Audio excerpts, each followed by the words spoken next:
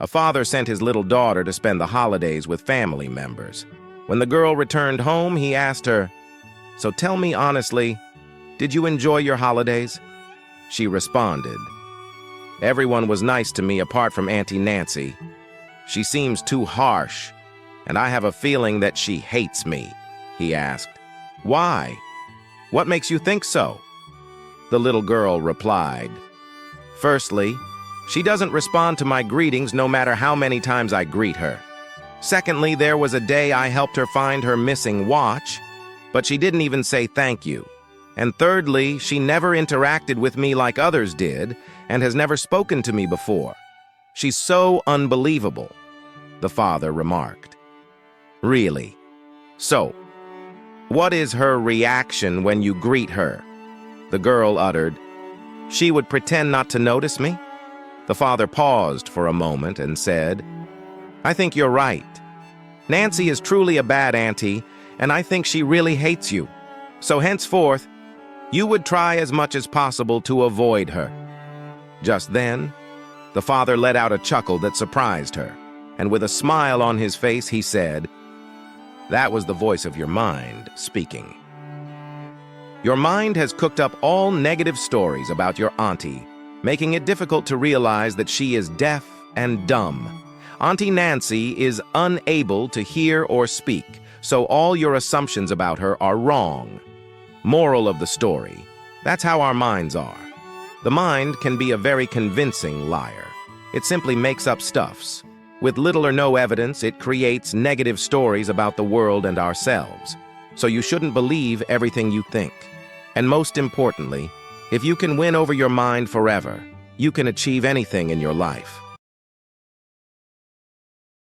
One day, a rich man gave a basket full of rotten food to a poor man, thinking he could amuse himself by giving it to the less fortunate. The poor man smiled and left the palace with a basket, emptied the basket of its content and cleaned it, put beautiful flowers in it, and returned it to the palace and gave it to the rich man. The rich man was surprised and asked the poor man, "Why? I gave you a basket full of rotten things and you bring it back filled with beautiful flowers?" Poor man, looking into the rich man's eyes with a serene expression, responded, "Every human being gives what is in his heart. What is inside you is what you give out." The rich man was deeply moved by what the poor man said. He understood the important lesson. It wasn't only about the things in the basket. It showed what kind of person the rich man was inside.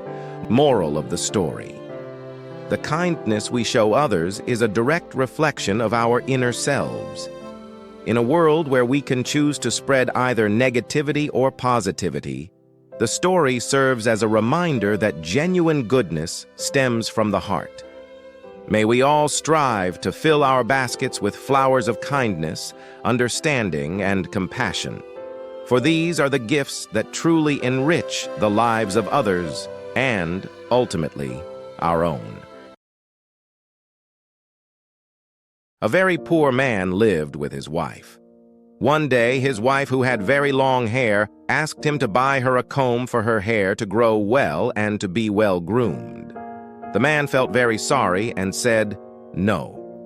He explained that he did not even have enough money to fix the strap of his watch he had just broken. She did not insist on her request. The man went to work and passed by a watch shop, sold his damaged watch at a low price, and went to buy a comb for his wife. He came home in the evening with the comb in his hand and ready to give to his wife. He was surprised when he saw his wife with a very short hair. She has sold her hair and was holding a new watch band. Tears flowed simultaneously from their eyes, not for the futility of their actions, but for the reciprocity of their love. The story teaches us the value of selfless love and sacrifice in a relationship. Despite financial constraints, the husband and wife prioritize each other's happiness. They show that true love goes beyond material possessions. Never take love for granted.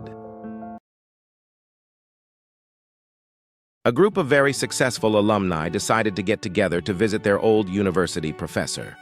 After they all reunited, the conversation of the alumni soon turned into complaints about work, relationships, and life. Offering his guest coffee, the professor went to the kitchen and returned with a large pot of coffee and an assortment of cups, some plain-looking, some expensive, some exquisite, telling them to help themselves to the coffee.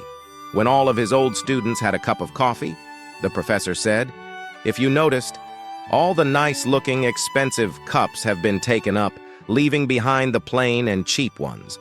While it is, of course, normal for you to want only the best for yourselves, that can also be the source of much of your dissatisfaction, problems, and stress. It's important to know that the cup itself adds no real quality to the coffee. What all of you really wanted was experience of the coffee, not the cup, but you unconsciously went for the best cups. Life is a bit like the cup of coffee. The jobs, the money, the possessions, and position in society are the cups.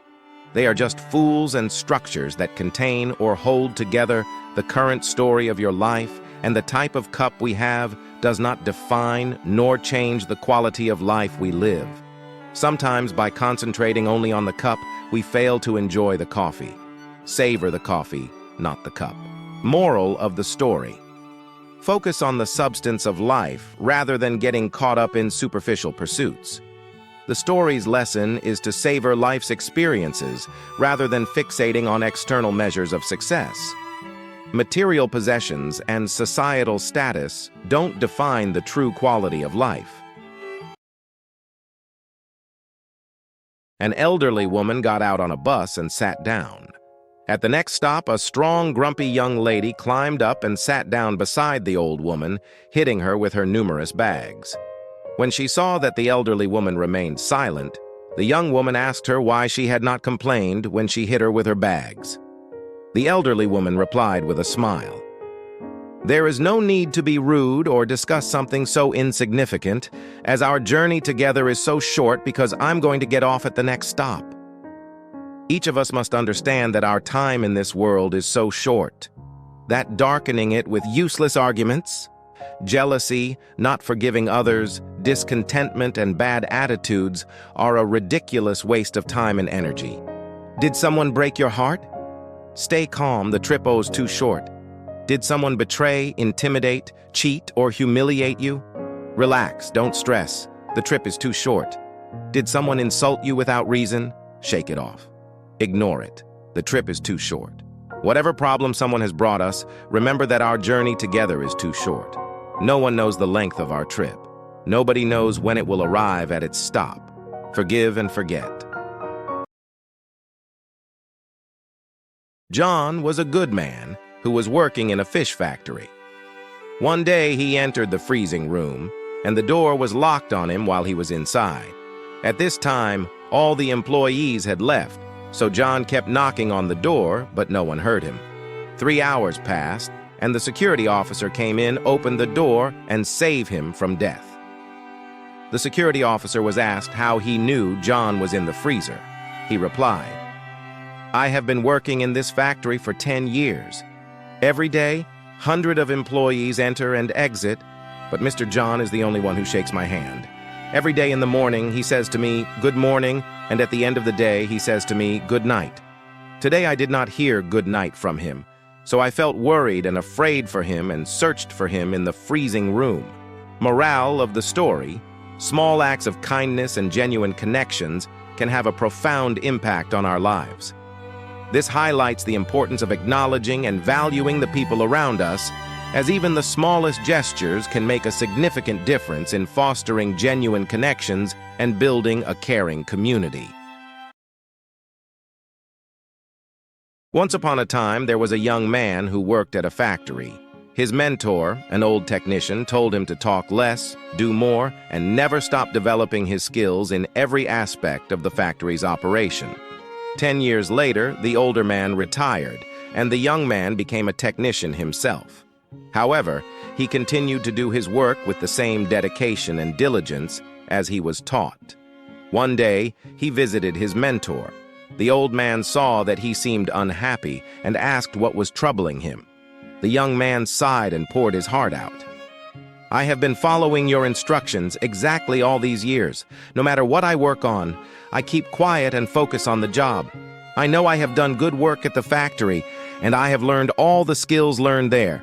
I don't understand that the guys who don't have my experience or capabilities have all been promoted while I am still making as little as I did before when I was your apprentice," the old man asked.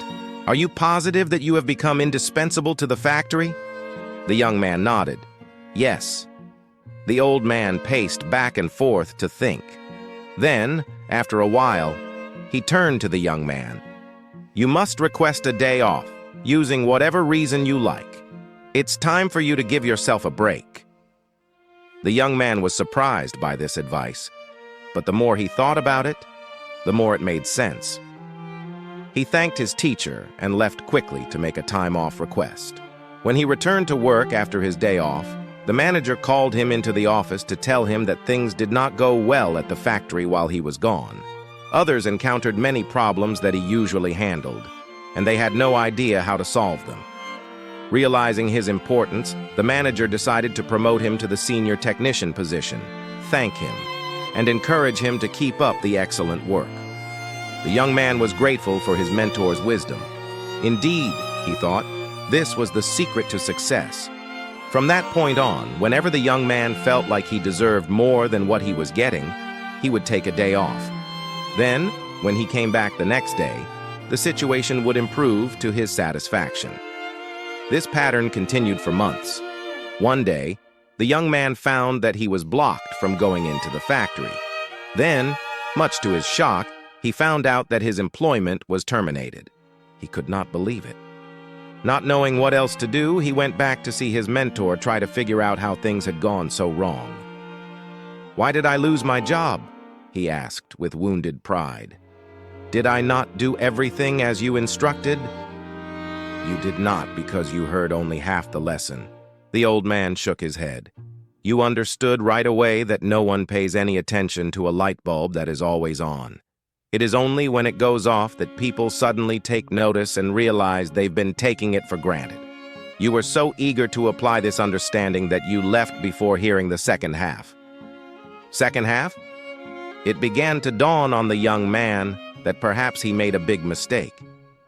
What was the second half? The mentor spoke slowly to make his point. The second half, more important than the first, is the realization that if a light bulb goes off frequently, then sooner or later it will be replaced with one that is more reliable. Who wants a light bulb that no one can count on to prove illumination?